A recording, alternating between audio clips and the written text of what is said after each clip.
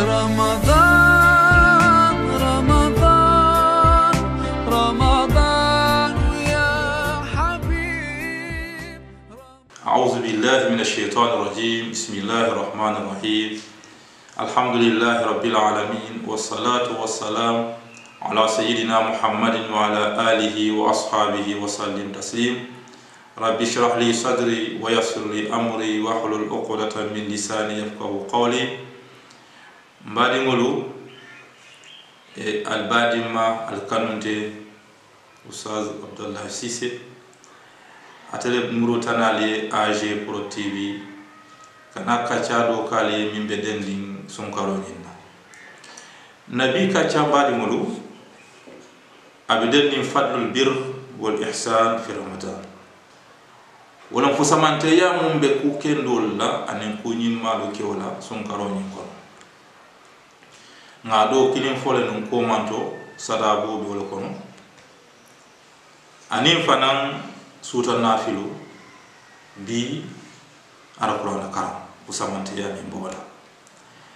madi mulu abeti ata baki anyinyata sunnai ka fanki de fata alqur'ano la sunkaro ni kon nim mo sunta janni be fam hataji la kudola ka kudoke kata si grand place to kata damil la kata ko kotan dolla bil ya lon ko tino mantre yeji fera ki fanki de fata alquran wala ni ya karono ni ma karono isi ka lamwe fense tarebul mi ya lon ko ibu ka alquran wala mi la wala son karoni ko abeti hata tino le bije mi ya lon ko awarata mbade mo kando kila sallallahu alaihi wasallam anata kibarul to wal hadithul to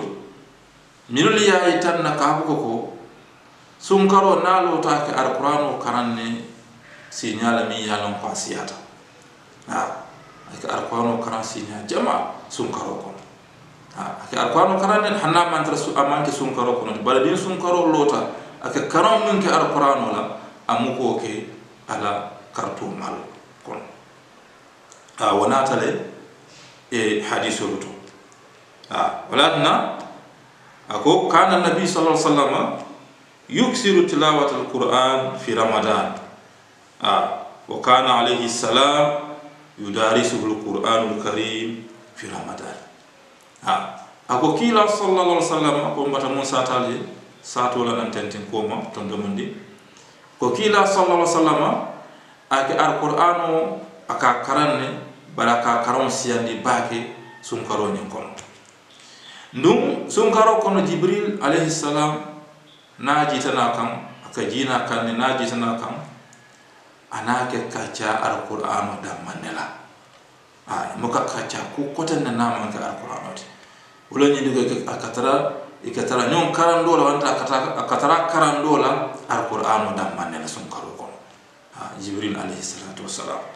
yomay ni kamala alqur'ana karona kumma ya sunkaro ni kono abola nyama ni hadithu miyalon ko hadithu sahih anata ko kila ni banke sallallahu alaihi wasallam ka ko asyamu wal qiyam wala wal qur'an yushaffi'ani lil 'abd yawm al qiyamah yaqulu siyam ay rabb mana'atuhu الطعام والشراب بالنهار فشفعني فيه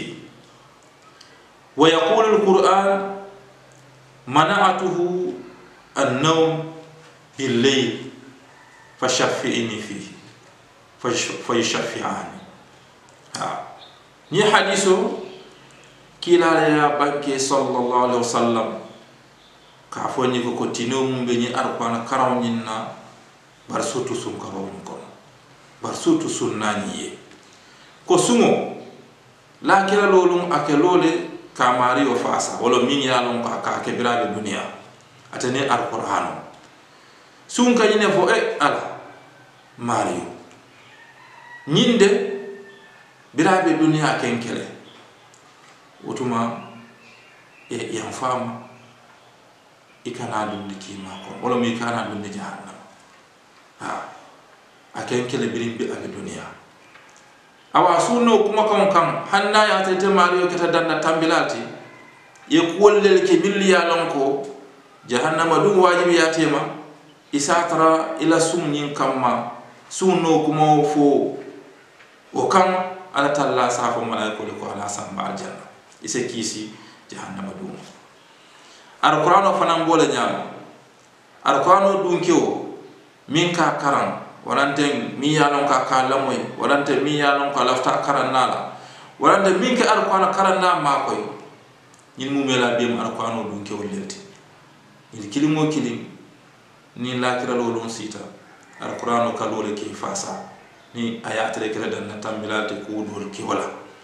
alqur'ano safa alay ko mariyo ñini de biribe dunya ke iken kele iken karanne ilaftan karan nala iken karan na ma ko ele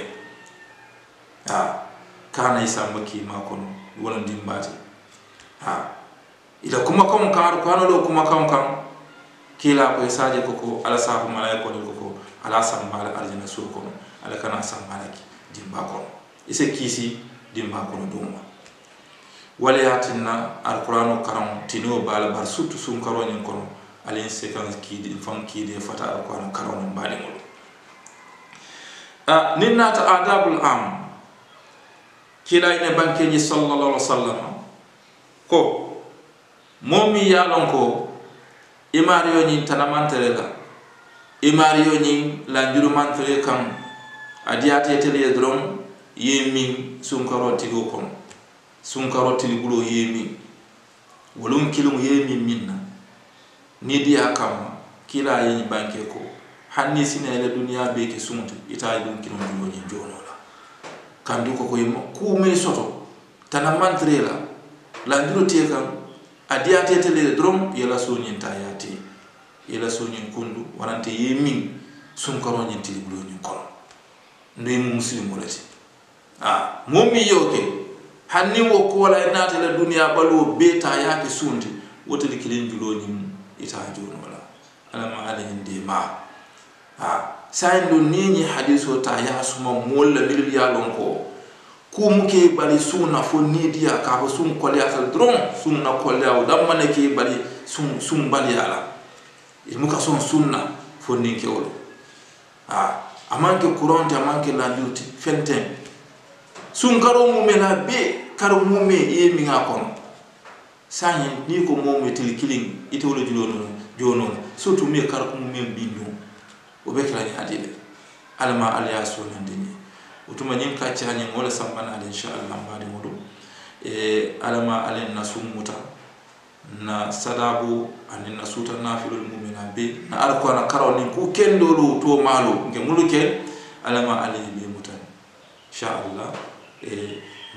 AG produit tevin kolo mbal be konton na ka fani ko wasila kote wassalamu alaikum wa rahmatullahi ta'ala wa barakatuh